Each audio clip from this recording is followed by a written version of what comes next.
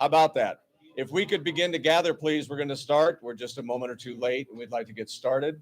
So we have some seats up front here at tables for members of the media, but if they're not occupied, feel free to go ahead and sit down here at the table. We do have some standing room here, obviously back here. So we are waiting on one guest who should be walking up any second. So we'll get started in just a moment. But please feel free to come in as close as you want. Again, feel free to take some seats here at the front. Oh, Matt's here. Okay. All right. So I'm Doug Nick, the Communications Director for the State Department of Education. We are here to talk about legislation to eliminate harmful foods from being made available at public schools. So without any further ado, I'd like to welcome Superintendent Tom Horn.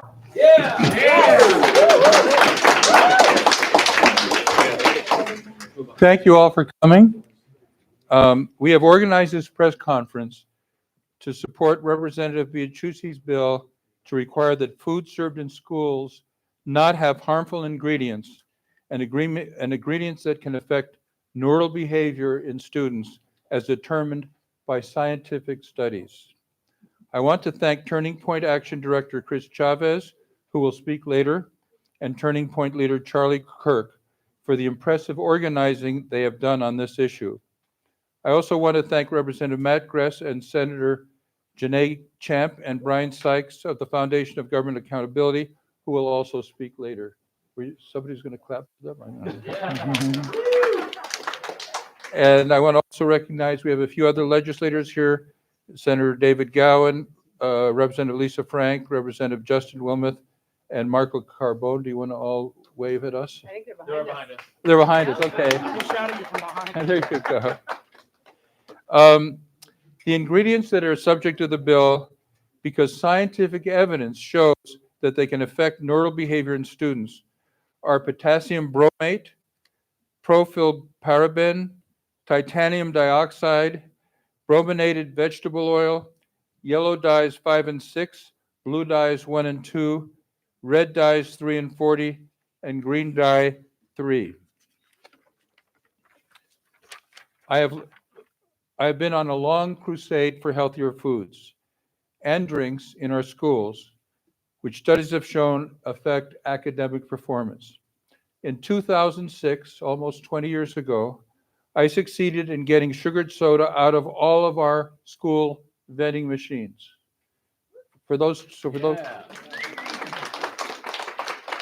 I would bring a pyramid of cubes about this big of sugar, showing how much sugar is in sodas, and people were shocked to see how much sugar is in the soda. There's a big pyramid of sugar cubes in every can of soda. I want to emphasize that the dietitians in our schools are doing a great job. Only 5% of the schools in our schools have any of the foods in our schools have any of these ingredients. But we need to continue being a leader in this country, ahead of the federal government, in making sure the foods and drinks that are given to our students are healthy. This can be accomplished. Manufacturers are already producing foods for sale in other countries that have more regulations without these harmful ingredients. The same manufacturers that have the harmful ingredients in this country are manufacturing the foods without the harmful ingredients in Europe and Canada, countries that have more regulations. There are approximately, get this, 10,000 ingredients approved for use in the US versus 400 in Europe. Our department spends $4.3 million so that schools will serve non-processed foods from local farms. $4.3 million so our schools will serve non-processed foods from local farms. Now I would like to introduce the sponsor of the bill, Representative Bianciucci.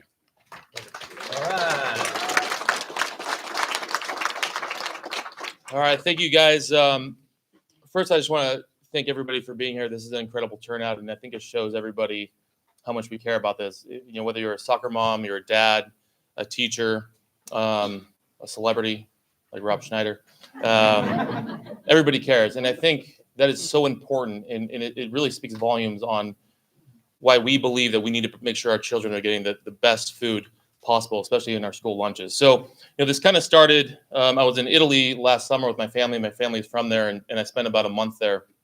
And, every day for about 3 weeks, I'm eating pasta and pizza and ice cream and cannolis, all the best food in the world. But I felt great. And I started to wonder, why is this happening to where I'm able to eat these foods in a different country, and yet I don't feel sick, I don't feel bloated, I'm not getting the kind of things I feel when I'm eating these foods in the US. So I started to do some research. I started to go to the grocery store, started turning labels, and I went down the rabbit hole. And here we are when we find the same product, and Superintendent Horn spoke about this, that is sold in Europe. And I want to thank Food Babe. Everybody knows who Food Babe is. Vani Hari, she's fantastic. She's been a great help in all this. And she wasn't wrong. When you look at this list of Kellogg's making the Fruit Loops for Germany versus the Fruit Loops for the US, I mean, look at the difference between that list of ingredients that are there and here. So then you ask yourself, if the companies are already making this product safer, better, healthier for their children, what are we doing? What are we doing in this country when we know what these products are doing? We know that what these ingredients and these chemicals are doing to our bodies. Now we know this. I can't blame my parents. I can't blame a lot of you in this room, because nobody knew what was happening. Nobody knew what Red 40 was doing. Nobody knew what Red 3 was doing. But yet the government banned Red 3 35 years ago to put on your skin. And just 2 weeks ago, they said, well, let's not eat it now, which is absolutely crazy to think that this is where we're at. So I'm just here to tell you, it's time for Arizona to step up to the plate and say, our children matter. Our future leaders matter. And I want to thank RFK Jr., right? I think a lot of us here that have been researching this, you have everybody, like I said, from Food Babe to Dr. Amen, to Callie Means, to, I can name a list of 1,000 people that have been talking about this for so long. But it took Bobby to get in the position he is in now for something to happen. Yeah. And I can't thank him enough for being the microphone at the major level, at the high level, to finally put a spotlight on this. So I heard that he was just confirmed. Was it today? Through the finance committee, which is step one, which was fantastic. I know there's still a long way to go, but before I turn it over to some incredible speakers behind me, I want to explain what kind of community this is. Last night I'm at dinner, and we're talking about this bill and what's going on, and I'm actually talking to Callie, and he goes, let me call Danica real quick. Let's see if she'll show up. 12 hours later, she's here. Yeah. Right?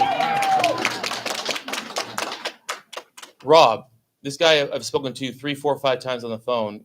The passion that is felt and the want and the need and the desire to make change is real. It's genuine.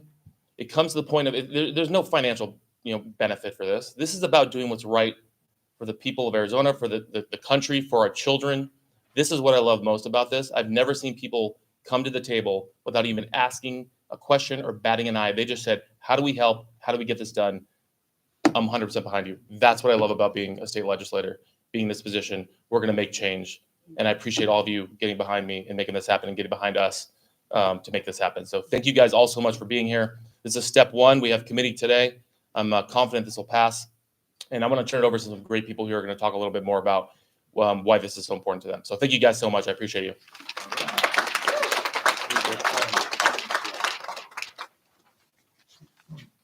Our next speaker is Matt Gress, Chairman of the House Education Committee.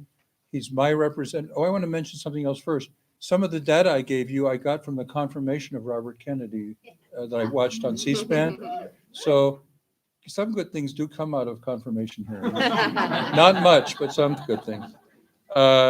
Matt Gress is Chairman of the Education Committee, and he's my representative, and he's a fabulous legislator. Let's hear it from Matt Gress. Thank you. And Superintendent Horn is my most favorite constituent, but don't tell anybody else that.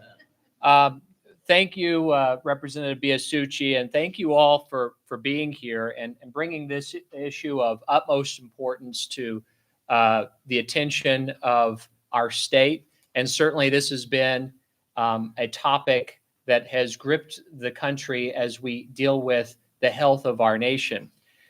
We are I'm sorry, we are what we eat. And the state of Arizona has a responsibility to protect our children and their health. This bill respects children, keeping dangerous chemicals away from their food. We know that ultra-processed food is linked to childhood obesity, and we know that low-income children who disproportionately rely on school lunches and school breakfasts deserve to have access to healthy, nutritious food. Our nation can only be as healthy as our children are.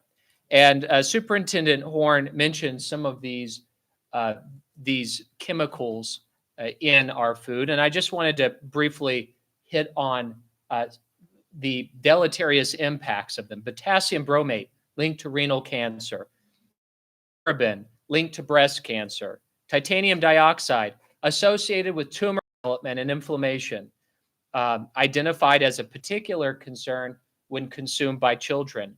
Brominated vegetable oil. The FDA no longer allows the use of BVO in food due to studies that found clear potential or adverse health effects in human. Yellow dye 5 and 6 associated with carcinogens. Blue dye 1 or 2 causes hypersensitivity reactions. Green dye 3 banned in the EU due to the links related to cancer. Red dye 3 and 40 linked to cancer. I mean, this needs to end. And so I'm proud as chairman of the Education Committee to consider Representative Biasucci's bill. We are going to be very adamant in committee today about the life and death consequences of what we are serving our kids in the cafeteria. So thank you for your attention, and more to come. Thank you, Superintendent.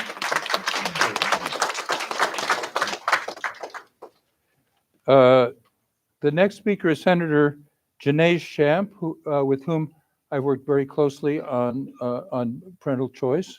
And she is a nurse, and she's a co-sponsor of this bill. Senator Shamp. Thank you, Superintendent Horn. Good morning. I am the Senate Majority Leader, and I am the co-sponsor, proud co-sponsor of HB 2164. I'm also a proud mom, Nana, and most importantly, in this space, I'm an Arizona citizen that's at the legislature fighting for the voices of all the moms out there that want their kids to eat healthy foods. As parents, we don't always have all the answers, but when it comes to raising our children, oftentimes we are simply doing our best. But when we know better, we do better. This should also apply to the leaders in charge of making decisions that will impact our children outside of our homes. And I take that responsibility very seriously. We know the number of pre-diabetic kids in America has doubled in the last 20 years. And nearly half of school-aged children and adolescents have at least one chronic illness. And that's according to the CDC. That is absolutely unfathomable to me, to think about where we've come in 20 years. Once someone is pre-diabetic, they're on their way to developing type 2 diabetes, which then raises their risk for heart disease, high cholesterol, fatty liver disease, and many other serious health conditions that I see daily in the operating room. This has to stop. We should not be seeing pediatrics. I shouldn't be doing these cases. It's unbelievable. We know that a diet filled with ultra-processed food can lead to dozens of chronic diseases and cancer. We've mentioned the studies. We are going to continue to mention the studies because the data proves it. Right now, the odds are stacked against our children. Now more than ever, they are more likely to develop a chronic disease that will impact the quality of their life and potentially shorten their lifespan. One change isn't going to magically make this issue disappear, but each small change that we can make, such as banning toxic chemicals in our foods and our school lunches, will make an enormous difference. School lunches should not be composed of poison. We know better. Now we're going to do better. We fully support the MAHA movement, but in Arizona, it has two meanings: make America healthy again and make Arizona healthy again. And that starts with our kids. Thank you very much. Thank you,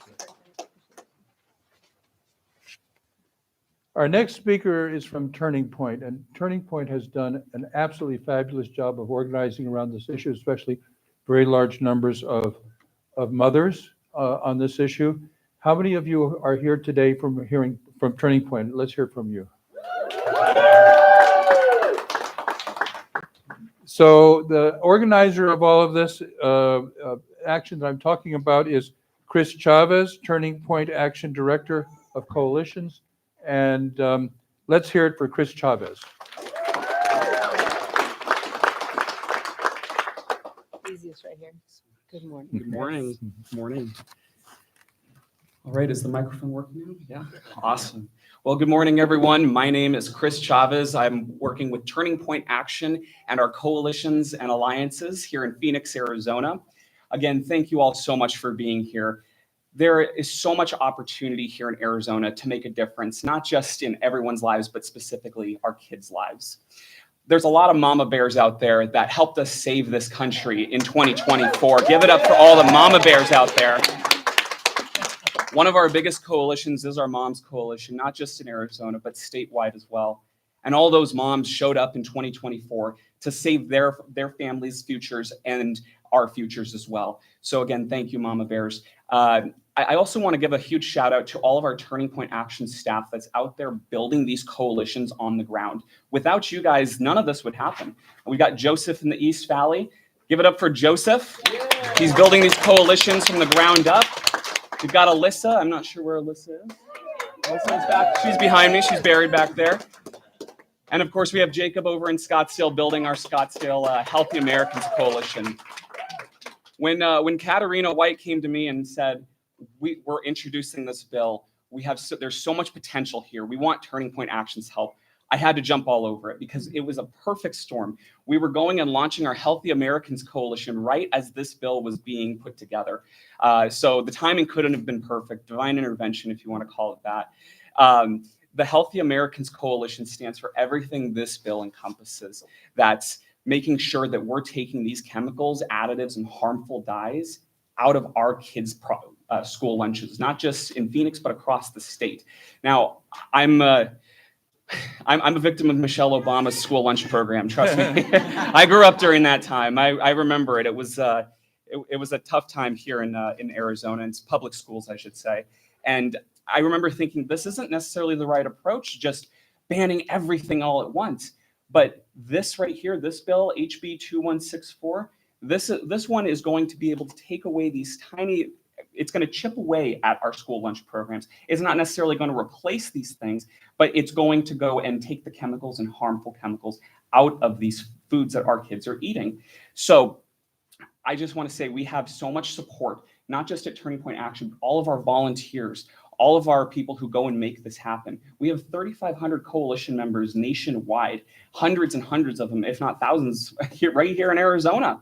Our coalition members are the ones who make this possible. Without your support and your backing of this bill and with Turning Point Action, we wouldn't be here today. So I really want to thank all of our volunteers who took their time out of their busy days from their kids' schedules and their schedules to come here and support us at Turning Point Action and this bill specifically. Leo Biasucci, Representative Leo Biasucci, thank you so much for everything you're doing. Right here. Give it up for Representative Biasucci. He put this together. And you know what I really like about this bill is the fact that it's so easy to read, folks. These, you see these bills that come in not just at a state level, but at a national level. And they're thousands of pages long. And you're like, well, I'm not going to read that. And if I'm not going to read it, the people that wrote it definitely aren't reading it, right? So this bill is just one, maybe 2 pages, if that. Super easy to read. Highly implore everyone, especially in the media, to go and read it. Very important stuff. But we're not just going to make America great again and healthy again, but like Senator Shamp said, we're going to make Arizona healthy again. Yeah. Thank you so much for everyone's support. Thank you, Danica and Rob and Callie, for all of you being here and all of our Turning Point volunteers and staff. Again, could not have done this without you. Let's get this bill passed and save our kids. Thank you very much, everyone. Thank you. Thank you, Chris, for all the organizing as well as for talking with us. Our next speaker is Diane Diaz. She founded the first Arizona charter school focused on children with autism. She will speak on her school's experience of changing students' diet away from highly processed foods and the positive impact it has had in their educational experience. Diane?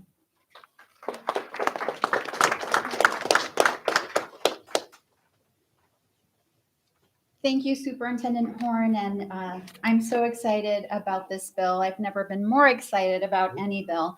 As founder of Arizona Autism Charter Schools and an autism mom, I'm keenly aware of the co-occurring conditions that come along with autism, like moderate to severe GI issues, attention and focus issues, even seizure disorder, a plethora of other health conditions that come along with being on the spectrum.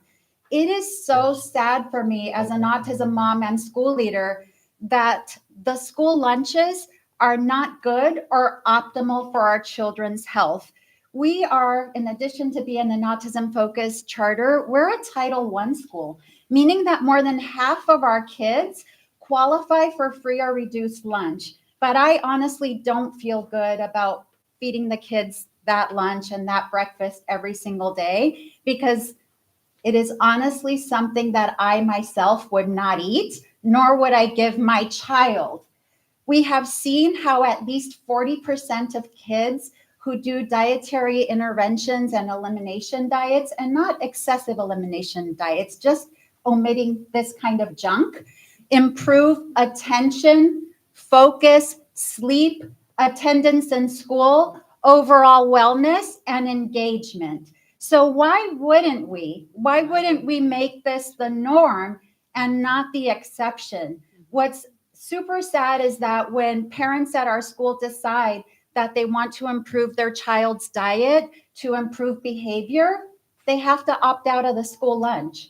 So it is a very sad reality, but something that through this bill, we are improving and creating awareness, because it's only the beginning of improving our child's daily meals, which lead to daily habits that will help them become fulfilled, productive citizens. I am so grateful for Bill 2164 and this movement, because it is about time that we do this here in Arizona, very intentionally and as a community. Thank you so much. Is Brian Sikma here? Brian Sikma is from the Foundation for Government Accountability. He's a senior fellow where he focuses on state level policy solutions. Welcome. Good morning. As a United States Army veteran, one thing that I think about when I look at issues like this is the fact that 77% of our nation's youth are ineligible for service in our military due to behavioral and health issues.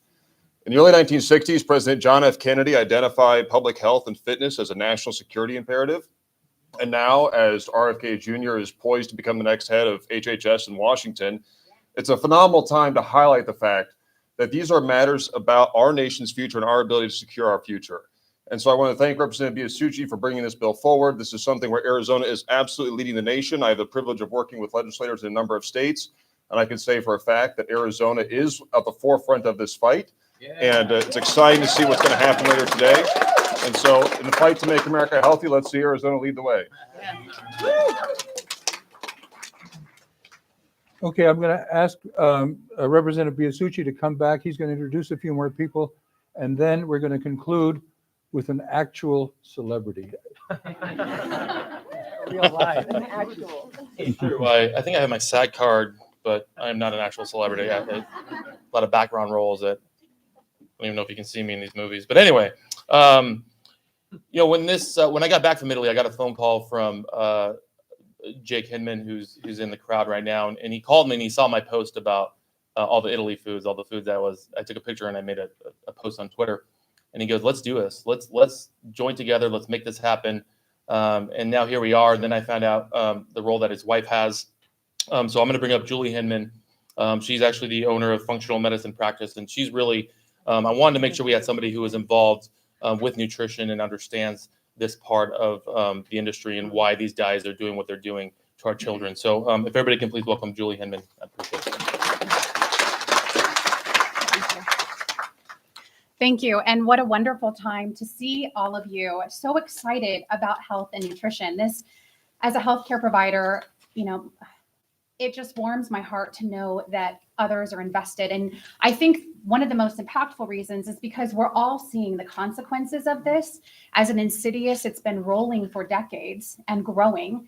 And unfortunately, your first line healthcare workers like myself, been working with families here in Arizona, both federally qualified institutions, and providing care to them. And what we're seeing, the consequence of processed foods and of the ingredients that are in a lot of these products are creating havoc amongst bodies, and of the smallest ones, right?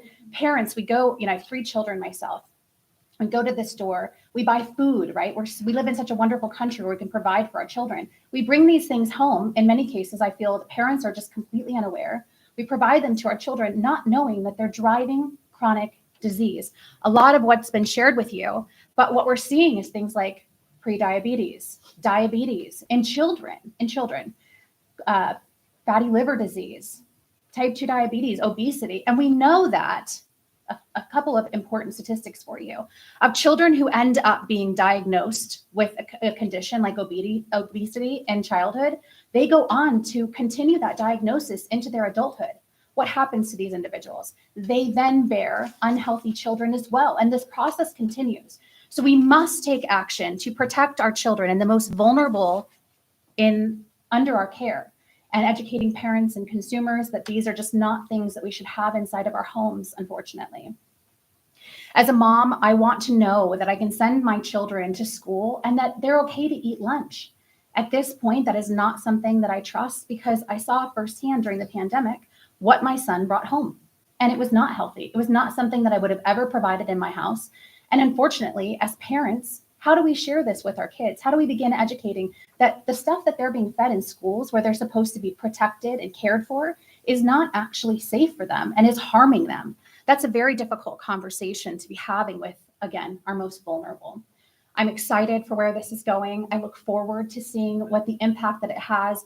And I hope that someday those diagnoses that we associated with adulthood, that unfortunately we diagnose as our children, that those are now, again, diagnoses of adulthood, because our children should not be impacted by the consequences of these food products inside of their home. So I'm excited. Thank you, everyone, for being here and for the encouragement and the action that you're taking and just having these conversations. Have these conversations with your loved ones, especially those who have chronic disease, and let's take more action in this. Thank you. Perfect. Thank you, Julie.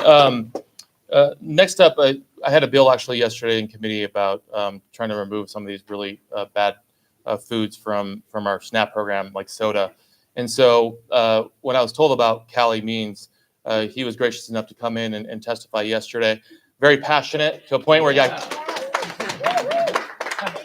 kicked out of committee for being too passionate. But I look, and he understood, and he obviously apologized. But the reason the passion is real is because he's lived this. And he's going to talk about his experience on why he is so passionate. And I understand it. Look, when I tried to pass the bill to put life in prison for pedophiles and human trafficking, sex trafficking, it took me a couple years. And you get passionate about it, and you get angry when things are not moving on common sense stuff. And so I get why it got to that point yesterday when you're in committee and you're testifying on something you truly believe in and support. So although I'm going to work on getting him access back to the House, I want to bring Callie up and so he can share a little bit about his story and what he does.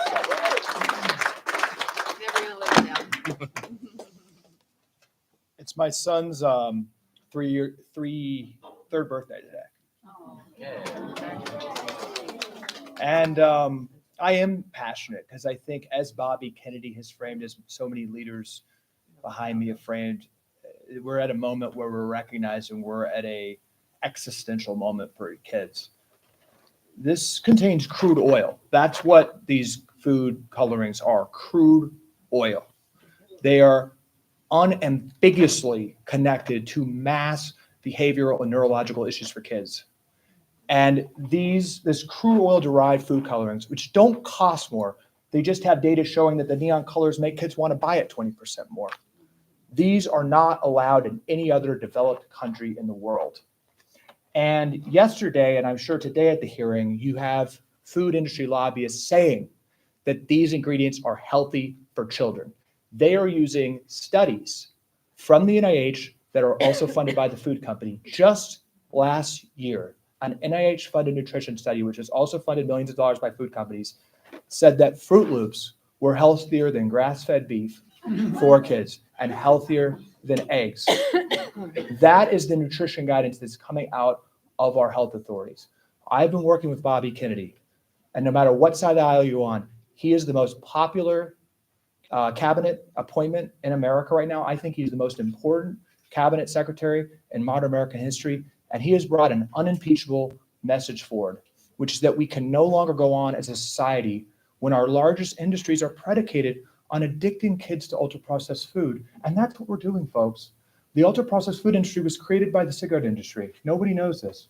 But in 1990, 50% of the US food supply, including brands right here, were owned, the parent companies were Philip Morris and RJ Reynolds. And they moved in the 1990s their addiction scientists, their tobacco scientists to the food. And they made the bright colors and they made the chemicals to make it ultra palatable. And they've weaponized this food. And they also bought off the USDA to make the food pyramid, which recommended this ultra processed food and was then used to push this into schools.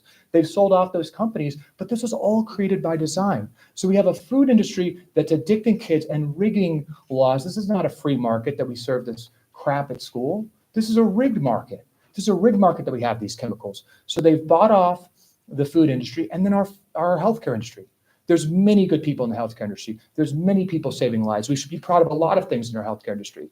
But the fundamental fact of their incentives is they profit off interventions and they profit when people are sick. Chronic disease, and particularly childhood chronic disease, is a great profit maximizing invention for the healthcare industry, because when 38% of teens have prediabetes, when 50% of teens are overweight or obese, when there's an epidemic of ADHD and an epidemic of behavioral issues and heart issues and SSRIs and depression issues, this is very profitable, and that's what this food is doing. We have an unimpeachable bipartisan moment. I was shocked, and I hate to be partisan here, but I was shocked and appalled by what the Democrats were saying yesterday. They literally argued that soda isn't necessarily unhealthy for kids. We need to come together here. What's being talked about here is not any financial interests. These leaders behind me are doing this for the kids. This would have been a liberal rally 10 years ago. You can't distinguish what party this is. I think there's an imperative for Arizona to lead, to come together, both parties, and do this simple, unimpeachable thing, which is these simple ingredients that are not allowed in any other country. Let's get them out of our food for Arizona kids. Thank you so much to the leaders.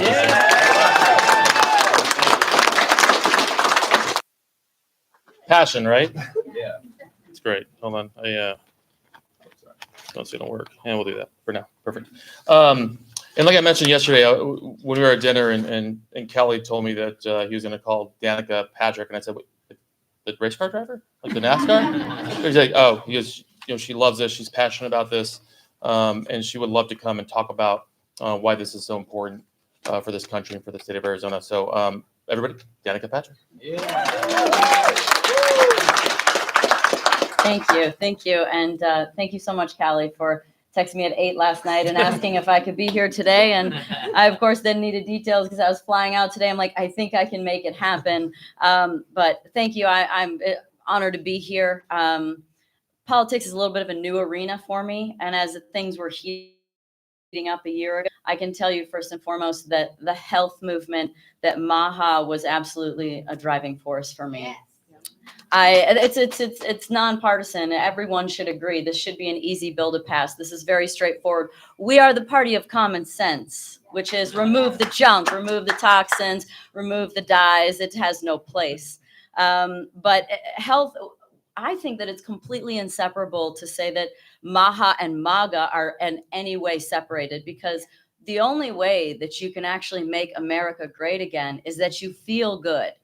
Think about how often you've done something to yourself that you shouldn't have, then you're zero productive the next day. And now think about children who don't have the intelligence, right? They don't know. It is apparent And it is our responsibility to do the right thing for them. They don't know how to read labels yet. Yes, teach them, that's smart, but we're here to protect them. And so they are subject to horrible nutrition that they don't know right or wrong from, and that we're all learning right and wrong from. And they are going to now be much more productive people. Of course, so many smarter people behind me have spoke to not only the physiological side effects and how there's just so much obesity in this country, but the psychological side effects. And look at the rampant anxiety that is across the country here. This is horrible. And, you know, I'm grateful I don't suffer from that, but those that I know that do, you're stuck. Like a child that can't get out of that negative spin of anxiety can't be productive and can't feel good. So the way that we make America great again, starting now and for decades and decades to come, is that we make America healthy again. This is very simple. This is very straightforward. And as you said, to make Arizona great again, I mean, we saw during the pandemic how clear it was to be in the right state mattered. And I was very grateful to be in Arizona for a vast majority of that. So, of course, I'm proud to be here. We can make Arizona better every step of the way. We have the power within our state and these decision makers in here and you out there. And I'd love to see like the next bill come forward. I don't understand.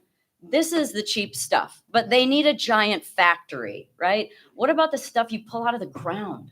It costs the sunshine, which is free, in which they tried to take us out of the sunshine for a while too. That was horrible.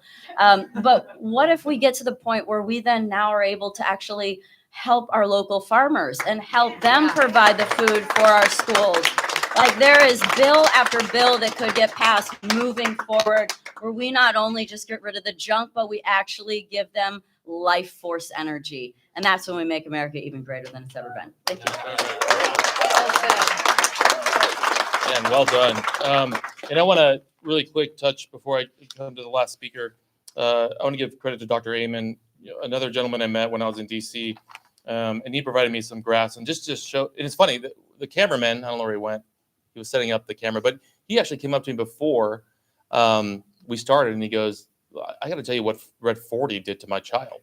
And he was explaining how when the child took Red 40, like the reaction that his child had and how negative it was. And he couldn't believe that the Red 40s in the toothpaste and all these in our food and all these things. But this is from Dr. Amen. So Dr. Amen does a lot of the neurological studies. And he sent me the brain scan of before Red 40 and after Red 40. And your brain lights up. I mean, just lights up when you have that introduced to your body. And he knows this better than anybody when it comes to the brain. And I appreciate him, again, getting on the phone immediately and saying, "Look, how can I help?" So this next guy, I think we all know him in this room. I'm not sure if you can see him with a big hat on, with a big chef's hat. But look, we're also at in DC during the inauguration, and Representative Wilmoth and I, we see Rob on the stage, and he's speaking at the Maha event, and he's saying his jokes, which was a great event. And so he comes off stage, and we just yelled at him like, "We're from Arizona," because we knew he lived here. And he stopped and he came over and just to tell you again, going back to like how personal this is, when I said, "Look, I'm running this bill," and he gives me a cell phone. He goes, "Put your number on my phone. I want to help." And here we are now with a packed room with all these incredible people behind me. This is, like I said, I never would have thought this would become what it has become. And it just shows you how many people want to make true change. And so everybody, I would like to introduce you to Rob Schneider. I'll say a quick word about That's okay, you don't have to. I just want to say a quick word. By the way, if anybody here does like junk food, we have it here for you. I just want to say about Rob that his mother is a former kindergarten teacher and school board member, so we know he had a great upbringing. I stand before you today, citizens of Arizona, as a stark warning of what can happen to you if you eat this crap as a child. I should be 6'5" at least. Look at me, I'm a balding midget. My pants are too tight. I'm angry all the time because I ate this crap.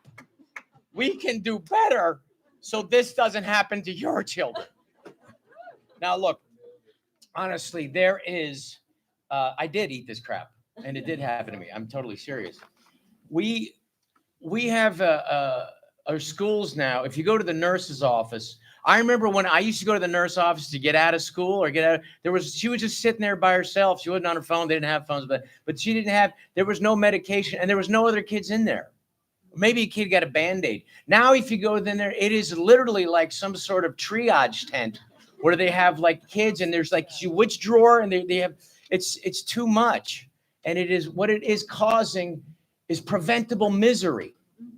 We're talking about the future of our country, the future of our children. And there's nothing more precious because we say we love our children. But we don't, as a nation, we don't really do the most basic thing we need to do is give them an opportunity to grow up and have a shot at this, where their brains and their bodies can grow without being starting off running with 1 foot in the sand.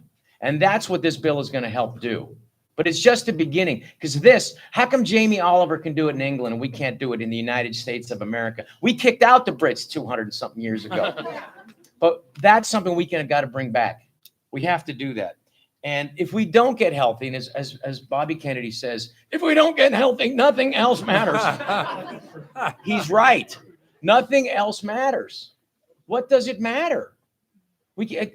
Democrat or Republican, this is a bipartisan issue. If we don't get this healthy, then we're not going to be able to afford roads. We're not going to be able to afford schools because everything will collapse. We really are at a turning point where the whole thing could just topple. I mean, if you have, as it's amazing because Bobby Kennedy, you've never had people. My wife saw the hearings. No one has ever seen a cabinet member hearing before. It's gotten bigger ratings than most of my movies. Why? Because people are invigorated by this, because they realize there's a real chance to do something. And this is just the beginning. How about Arizona leading the nation? How about that?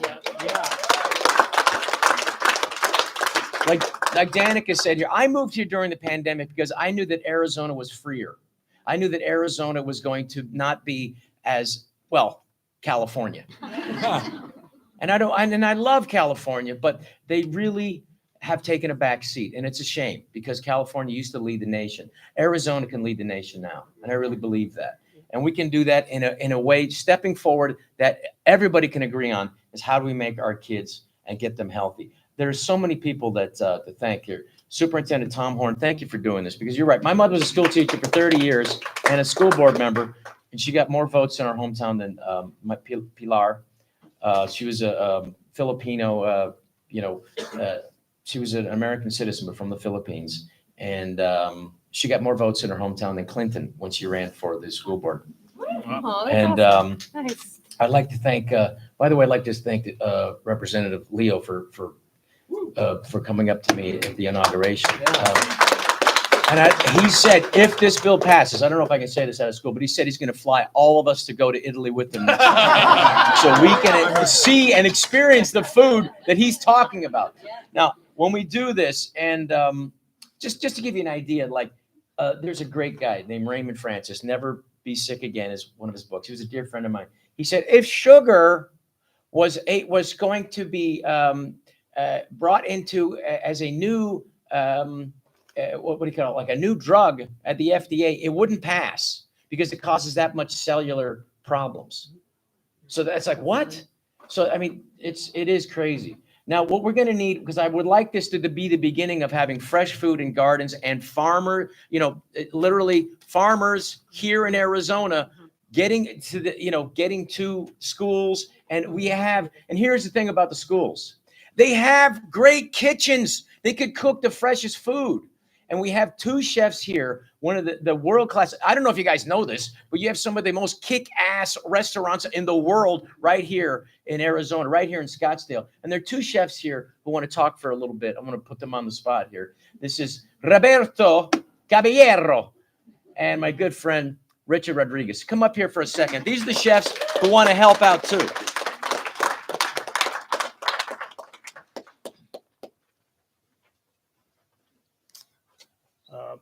30% of Arizona's children are overweight. That's crazy. We have a responsibility as parents, as chefs, as people to get these kids some quality unprocessed food for lunch. It should not be that hard. We shouldn't need a bill, but we do. Yeah. I think the same thing, but like Rob said, all the school has the full loaded kitchen. So why they don't do all the food in the schools? So with all the items that are being healthy for the kids, they start buying all the processed food. I don't really much against it. I mean, but like I say, like I was talking with my wife last night, the best food came from your house. All your mommies make the best meals every morning for the kids. So why they're at school, they don't have the same thing in the schools. Instead, they open up a little package, turn the microwave, and feed in the kids. So they have the ability to do all the great food, like restaurants, like everybody, like all the mommies. And that's all I can say. So I hope Thank you so much. Thank you, Chef. We'd love to get these chefs to help us, and thank you. And I'll translate into Spanish for you. So, mi amigo, el chef. Okay, so this is a no-brainer, and I think it's great. I think it's just the beginning. I think we can talk about how we can bring in fresh food in, and the chefs are willing to help us set up what we could do with the farmers, and I think that really would be a great next step. But this is beautiful to see all these people show up today and see the passion of all the people about embracing healthy lifestyles. So I'd just like to thank Congressman Leo Bisiucci for not inviting me to Italy with him. I'd like to thank Superintendent Tom Horn and Callie Means. You've educated so many people. We didn't even know about the cigarette companies buying General Mills and Nabisco and Kraft. We do now, and America knows now. So thank you so much. Danica Patrick, I'm sorry you're going to miss your flight. And I'd like to thank the Senate Majority Leader Champ for pushing this through. Turning Point for making a difference in this last election. A huge difference. And thanking all of you, because it's going to take everybody to get us together so that we can make Arizona healthy again. You can do it, Arizona.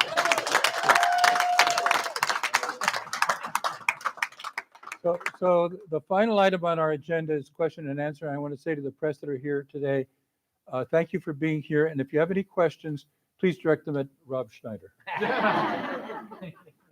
Yes, I just wanted to get clarity on how prevalent are these foods in the schools right now? I don't know if you said that. Yeah, it's 5%. 5%. Yeah, we checked it. We checked it, and it's so the dietitians are doing a good job, but to get rid of that extra 5%, we need this bill. Do you know where that 5% is? Is it being sold or served, or like how is it? School lunches are served to the kids, and they found 5% of them contain bad stuff in it. So we need to get rid of that 5%. So we're not talking about a huge portion. Well, but a little bit can do a lot of damage. And then just one other question: is Rob Schneider running for governor? I tweeted that a while ago. Let's get Arizona healthy. I'm running for getting Arizona healthy and getting fresh foods in, because I do think we can also get the fresh fruit from farmers markets and farmers to get into schools to even make them better. Farm to table. Better than the virus. We have a farm to table. So, Kelly, jump on first, and then I'm going to finish up on that question. Because 30 seconds is, you have to understand from the food industry standpoint that the largest fast food restaurant in America is school lunches. And there's been a lot of corporate capture. So when we talk about cooking in the kitchens, that's not often the case.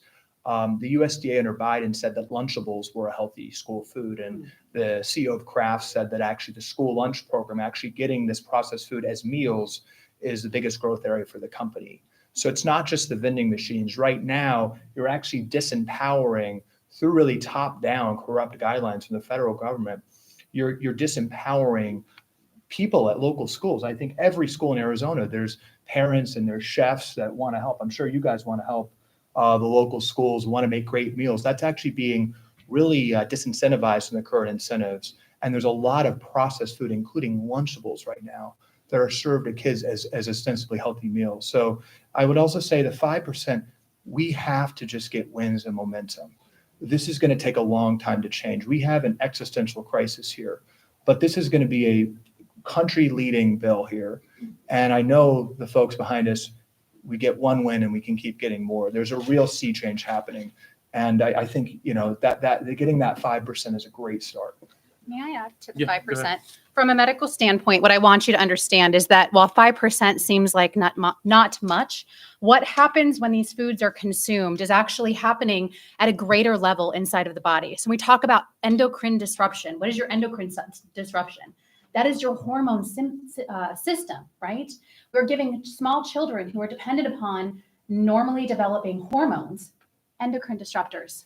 It does not matter that it's only 5%. The fact that this is being served, and I can tell you that this is on the school lunch choice because my kids attend public school, this is more problematic than just a small percent. You have to think of the impacts inside of the body when these children are being exposed to this at this level. So, And then really quickly talk about there's a program actually called Try It Local that was developed by the federal government. Arizona has tapped into this, which I want to say previously it was about 3 million. I think this year it's 13 million that was brought in. Try It Local program was from the federal government. It came out during COVID. Literally tells schools to buy local. The money is actually designated to say buy from farmers markets, buy less processed foods. So this program already exists at the federal level, which is fantastic. And the reason why I was very adamant about trying to get in touch with Bobby Kennedy and people that know him is, look, I'm assuming he gets confirmed. I think we all hope he gets confirmed. And this is going to be my plea to him is we need more money for programs like this, like the Try It Local, where we're saying, go to your farmers, go to your farmers markets, start having coalitions with your local vendors and making sure this food is healthier and better than this packaged stuff that we're seeing that's in front of us. So the money is there. The program is there. We just got to make sure that it continues and we have people fighting for it. Yes, I'd mentioned that we are doing this program of getting food from local farms and buying local. Are there any other questions? Yes. Just on that money piece, I haven't read the bill yet, but I assume that's included in the bill. Is there an allocation of funds to help schools kind of meet this difference yet? And if so, how do you look to meet that cost difference? Yeah, so there's nothing in this bill that talks about it because the money is already there. So it's not like you can only, this bill is tied to that money. The money is sitting there already. It's just a matter of making sure that the schools are now going to follow this law, saying you can't use these things. But it makes it easier because when you think of a school lunch program, you think about it, they're almost like a restaurant, right? So they actually go through a vendor. They go through whether it's Cisco or all these different groups. So there's an actual catalog of food. And so you have different varieties of, let's say, chicken or different varieties of this and that. And then you can also go to the local farmers market. So that's the great thing about these dollars. That school can use this however they want to make sure they're meeting these standards, which, again, I think is going to be a huge win when you have something like 13 million coming from a program like that. It's going to make it easy for schools to comply. Any other questions? Yes. Just shortly, on that 5% that was discussed, so we know that 5% is linked to these 11 ingredients we know are toxic, carcinogenic. Now we have that remaining 95%. Europe has around 400 additives. We have about 10,000. So at this point, I don't know if anyone can speak to, as the US hopefully will investigate data that we haven't yet, there's the possibility of that remaining 95%, a large portion of that actually being toxic, carcinogenic, mutagenic, but we don't know because the data is not there. Yeah, in fact, I had said that for me to support this, there had to be a scientific basis for every item that we named, and there is. Did you want to say I was something? just going to say, what's so great about this bill is it starts the momentum. This is important for everyone to know. It's something Bobby Case talked about. The FDA right now, which regulates food chemicals, does not know the chemicals in our food. There are 10,000, as you said, food chemicals in our food that aren't allowed in Europe. Just a couple months ago, before they left office, the Biden FDA said, we don't know. We do not have a list. It's full self-policing. So something Bobby talked about is going to do this radical thought of actually doing reviews on the 10,000 chemicals in our food. We know pretty affirmatively that these ingredients on this list and this bill are really problematic. But I think what Arizona can do is be a leader as the FDA, not any bans, not any regulations, just getting the science, getting reviews from 10,000 chemicals that every other country in the world doesn't ban. What do they think? The NIH and FDA have talked about getting on that right away. It's going to inform lawmakers. This is a conservative policy to me. There's nothing conservative about poisoning our kids with known carcinogens. And when we have clear research coming out of the FDA and NIH, it'll allow lawmakers to make more informed decisions on additional chemicals. If I could just add one thing, that one of the things that's talked about hopefully we'll there's this thing called grass, generally regarded as safe. So that goes into that 95%. We don't know. They have to be able to prove that. All Bobby Kennedy has been asking is like, let's see the science. And they've not shown us the science, or they don't have the science. And they just say, it's just regarded as safe. You eat it. But I think this is the beginning. But the thing I was so excited about with Representative Leo and for everybody here today was that we can get the farmers market and get the chefs to help. And once we encourage the schools and the parents get involved, it can be a community thing where it leaves the schools and then it becomes part of the parents, becomes part of the lifestyle. And I think, I remember we tried to do something like this at the LA Unified in California. The problem was the kids, we planted a garden and the kids said, I don't want to eat that. It came out of the dirt. So we got to educate these kids about what healthy food is again. And there's nothing more important. I got 2 kids here in Arizona and I love this state. And the passion here today was fantastic. So thank you so much, everybody, for coming. It's been fantastic for all of us. Thank you. Just a hand up. We'll do one more. Yeah. Why now? Why not? Leo? Because if this doesn't happen, everything collapses. We got to get healthy. Yeah, it's a really good question. What took so long? You're right. I have been somebody who's looked into this and been, looking at nutrition and these things for a very long time. I know a lot of people up here have same. You go back to like Food Babe and a lot of these other doctors have. I literally believe that it's because of Bobby Kennedy being in the position he has now. The conversation has become popular and it's become a topic on everybody's mind. And it's unfortunate that it took that long. It really is. I agree with you. I wish this was done sooner. But sometimes it takes somebody like a Bobby Kennedy to come to the stage and say, enough is enough. And now people are starting to resonate with this. And so when that happened and I saw the opportunity, that is why I got involved. I said, look, it doesn't happen very often where you have an alignment like we've seen here with President Trump, Bobby Kennedy, and others. Like, you have people now that are ready to do something about this. I wish it was sooner, but you know what? We're doing something now, and that's exciting. That's exciting. So thank you, guys. Appreciate everybody. Hope we have some more updates once this gets through committee today. Obviously, we'll have some more detailed questions then, but I appreciate all of you so much. So thank you, guys. What time is the hearing? Yeah, sorry. The hearing's at 2 o'clock. 2 o'clock today.